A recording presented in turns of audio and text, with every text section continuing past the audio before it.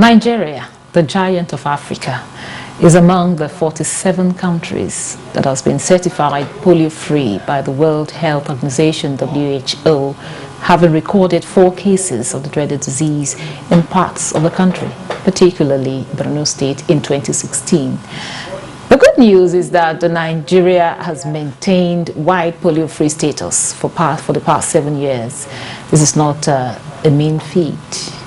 Recall that 24 years after African heads of state committed to eradicating polio during the 32nd ordinary session of the Organization of African Unity, now African Union, in Yaoundé, Cameroon, the dream finally became a reality in 2020, precisely August 25, when the Independent African Regional Certification Commission certified Africa free of the wild poliovirus, a disease which as of 1996 was paralyzing an estimated 75,000 children annually on the continent. According to the World Health Organization report, concerted efforts at polio eradication was said to have prevented up to 1.8 million children from crippling, a lifelong paralysis, and saved approximately 180,000 lives. Now, how would Nigeria sustain this status and ensure that the devastating trend does not raise its ugly head in the nearest future? This is our focus on Nigeria today. I am your carrier, Clinton. Welcome.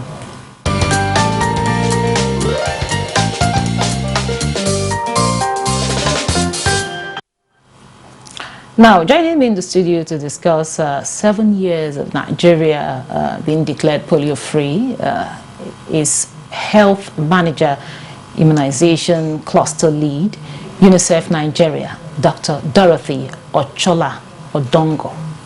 You're welcome to Nigeria today. Thank you, and good evening. And also joining us in this conversation via Zoom is the past chairman, Rotary National Polio Plus Committee. He's also the Rotary International Representative to WHO African Region, Dr. Tunji Funsho. It's a pleasure to have you on Nigeria today. Thank you for having me.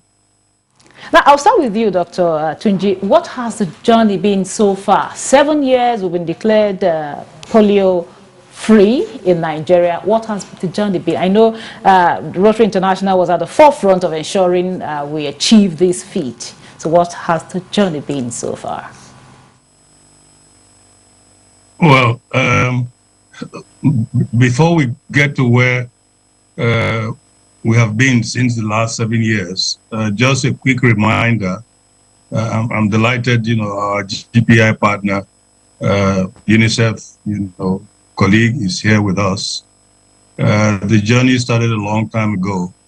And if we appreciate the struggle that it took to get us to a polio-free certification, they will understand why we are still doing what we're doing, despite the fact, that the Africa region has been certified polio-free by virtue of the exit of Nigeria from the polio endemic countries.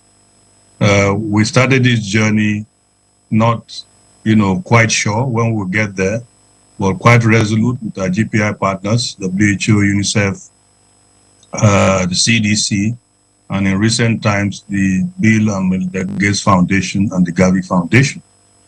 It was an uphill task in the sense that in the early days of this program, we didn't get enough commitment, by governments around the world, particularly, governments in Africa, until we got a boost from the Kick Out Polio, from Africa campaign by late Nelson Mandela, who now got governments energized, so that by 1999, we had about 75% of the countries in Africa, having national immunization days.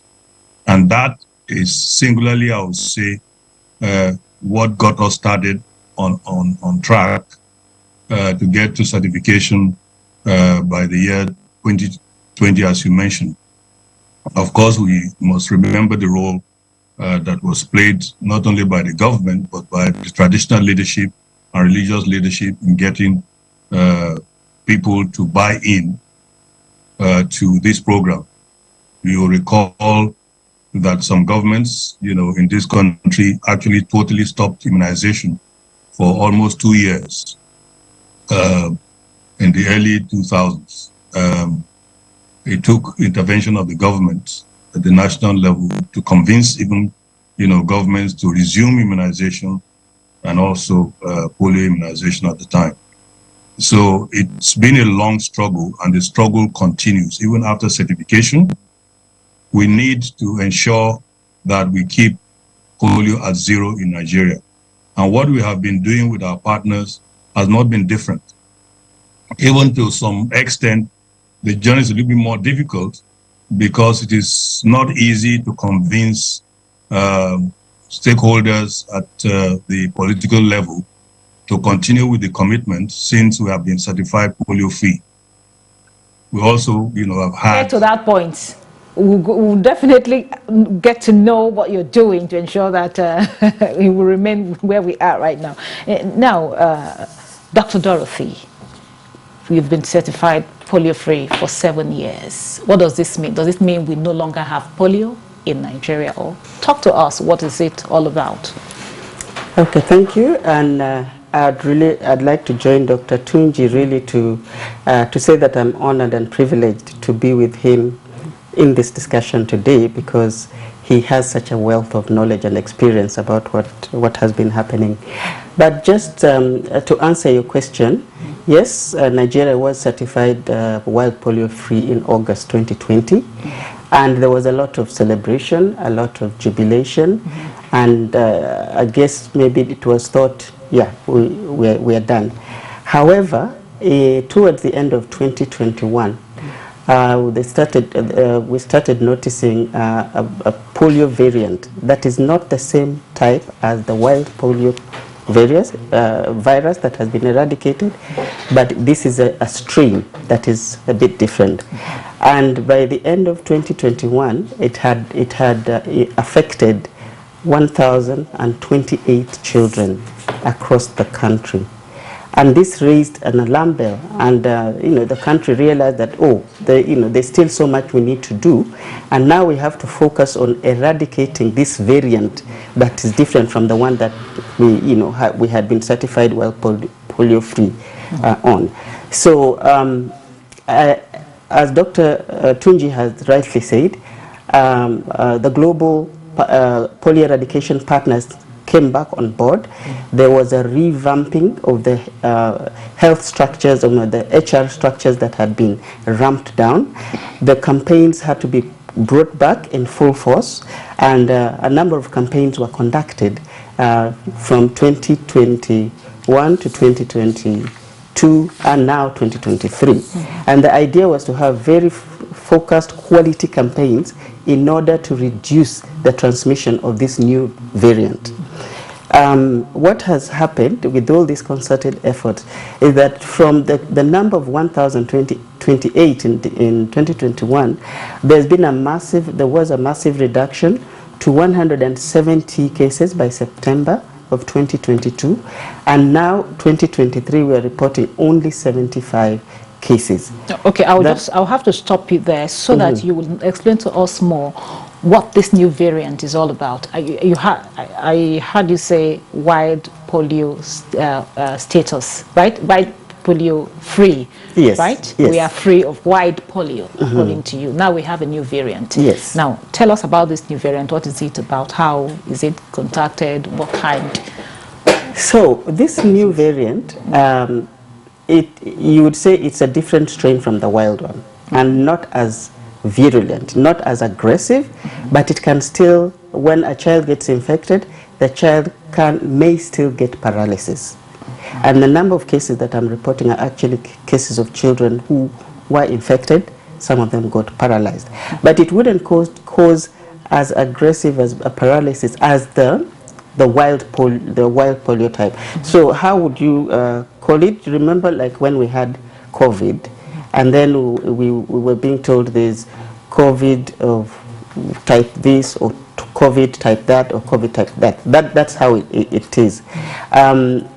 It's kind of linked to if maybe I'll call upon Dr. Tunji to explain a little bit more. But it's you say that if you have a lot of children that are not immunized against any disease, children that are known as zero-dose children, and then for whatever reason, a strain of the virus, which is not as harsh, is dropped in water or in food, and the child eats contaminated food, they can still get that infection, but in milder form. Okay. Yeah. So I'll stop you here to bring in Dr. Tunji. Dr. Tunji, you heard her there when she said you have to explain to us. We want to know what this new variant is all about and how it can be contacted and how it also can be prevented. Dr. Tunji. I think my colleague, has, given a good elucidation of what the variant is all about by bringing out the comparison with the COVID vaccine. You see, every creature is imbued with that capacity to survive, and that is what viruses do. In order to survive, they will change their genetic constitution so that the measures you've been taking to exterminate them, be they drugs, be they chemicals, be they environmental things that you do to eliminate them, they change their genetic constitution in order to be able to survive in that what will seem to them hostile environment. And this is what the vaccine has done. You see, the oral polio vaccine contains a live vaccine that has just been attenuated. Its ability to cause disease has been reduced because it has been treated in such a way that it will not cause disease, but it will help the body's immune system to recognize a wild polio virus when it sees one. But what has happened over time is that this virus has, mutated. In other words, changed its genetic constitution. And what makes it possible for it to do this is the fact that has been mentioned by my colleague, that you have a large number of zero-dose children in these particular environments that we call consequential geographies. In Nigeria, we have one of them, which is the northwest part of the country, Sokoto, Zamfara, Katsina, and Kebbi states. Now, when you have a large number of children who have not been exposed to the vaccine, and the virus stays in that environment because of unsanitary conditions, it undergoes many cycles through these children. It is not every child that ingests the vaccine, whether it's live vaccine or a child who actually gets exposed to the polio virus itself, that develops the disease. Some will use it to develop immunity. Those who are zero dose, the virus will pass through their system, and the more it passes through their system and goes into an unclean environment, particularly our sewages, finds its way back to another child that has not, received the vaccine, it gives it time to change its genetic, composition. And that is how this variant develops. And in an environment where zero-dose children exist, you find the same environment, you have poor sanitation, in the same environment, you have poor nutrition. These are fertile grounds for development of this vaccine variant. And the way we have been able to put a lead on it is to do our best to reach these zero-dose children. Some of them are not reachable because of insecurity. Some of them because they are in environments that are very difficult to reach. Some of them is because we still have, to some extent in those areas, non-compliance families that will not make their children available to have this immunization. So we have this challenge of providing the vaccine virus the opportunity to undergo this change that now makes it not, susceptible to the previous strategies we're using to contain it. So we have to come up with new strategies.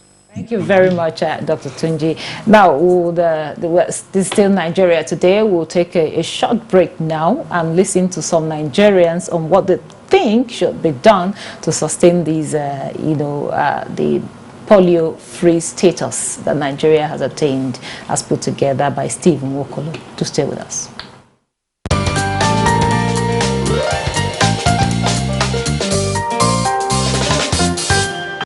Polio vaccination has been a kind of free to many people. I have seen people receive. I see them walk on our street. I see them knock on my door and say, can we vaccinate your children?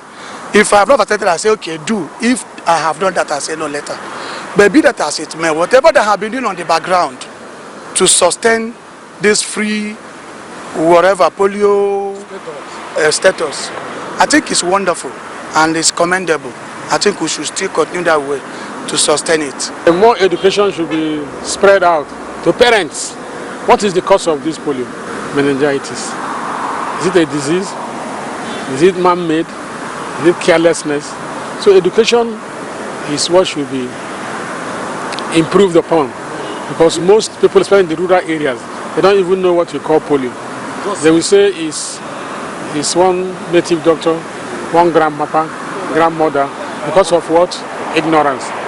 So education should be intensified. Nigeria has tried a lot to make sure that the menace of this disease is put to the barest minimum. So having not reported any incident for over 7 years, we believe it's a success story. It's a win-win situation because we believe that preventive medicine is better than the curative one. Thereby, it's a good news and it's a success story, and it should also be highly encouraged and sustained.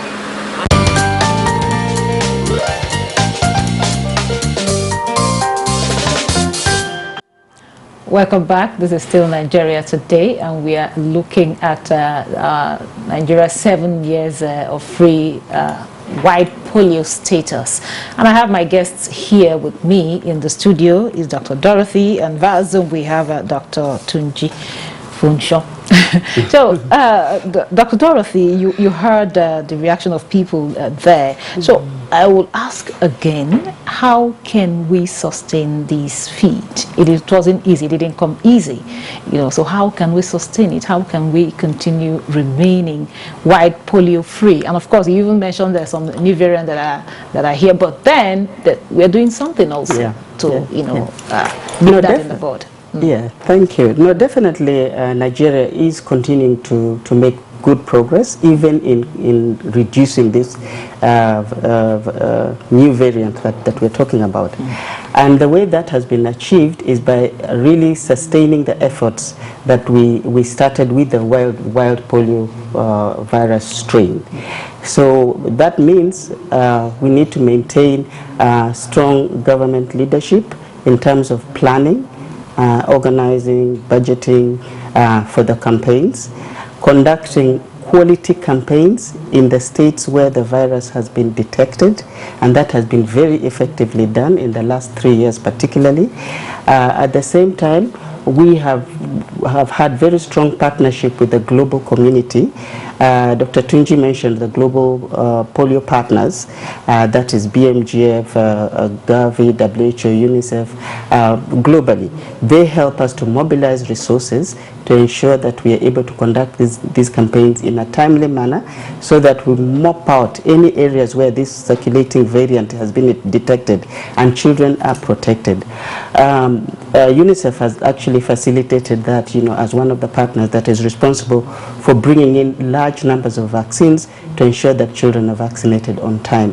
And I would say that every year we bring in about 500 million doses of polio vaccine every year and ensure that it gets to the last mile. Another thing that we need to closely continue to do is to maintain the strong partnerships with community leaders, community gatekeepers. That includes the traditional rulers, the religious leaders, the community networks. Like there is a community network that we support as UNICEF, the voluntary community mobilizers, particularly in the northern part of the country.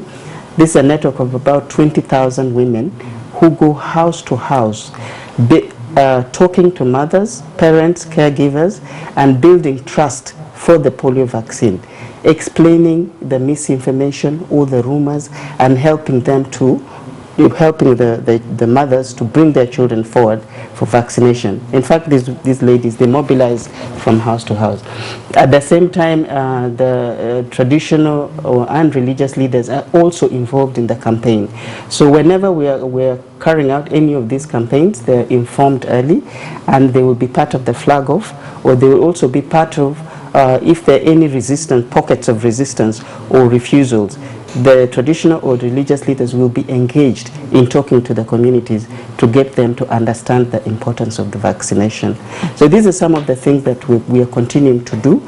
Another important thing, as we have said earlier, is that for the children that missed out on vaccination, and especially during the COVID pandemic, you know that we did have quite a large chunk of children that missed out on routine vaccination because of the lockdown.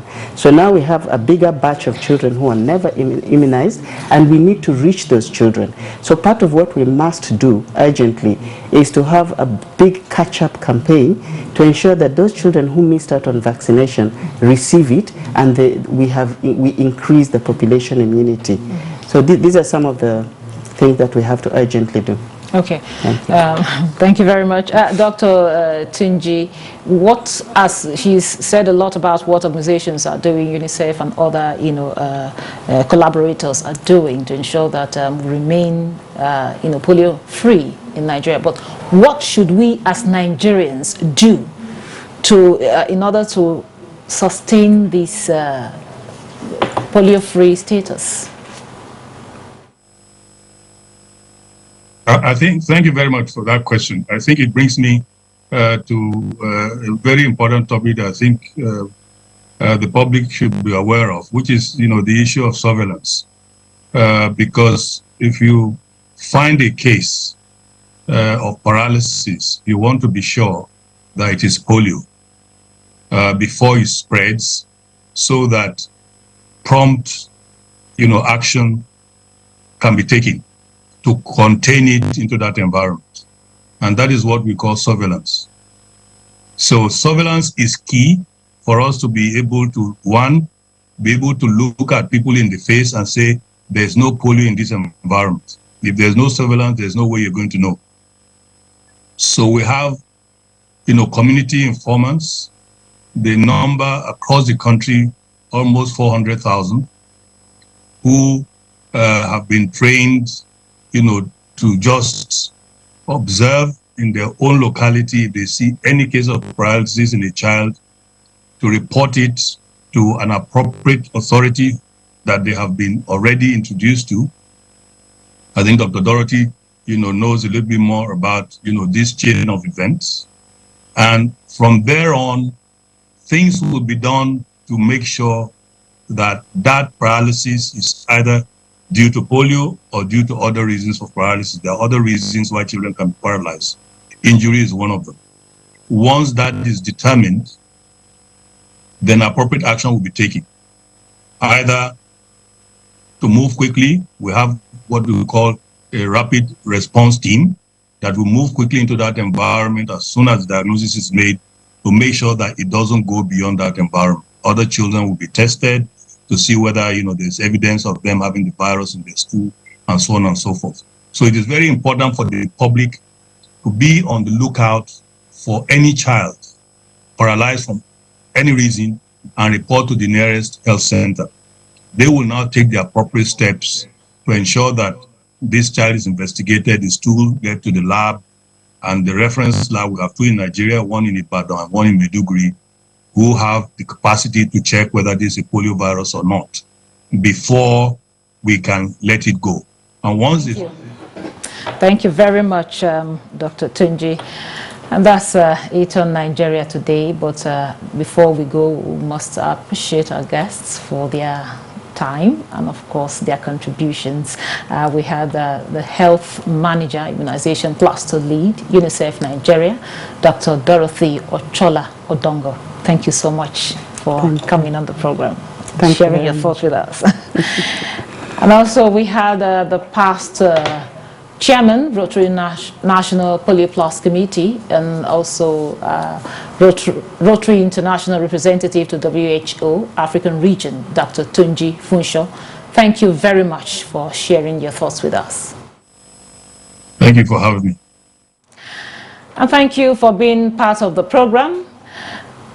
Don't forget, Nigeria Today air weekdays at 7:30 p.m. on NTA News 24. You can also watch these and other episodes on www.youtube.com/NTA News 24 Hub. Once again, thank you for watching. I am your carrier, Clinton. Goodbye.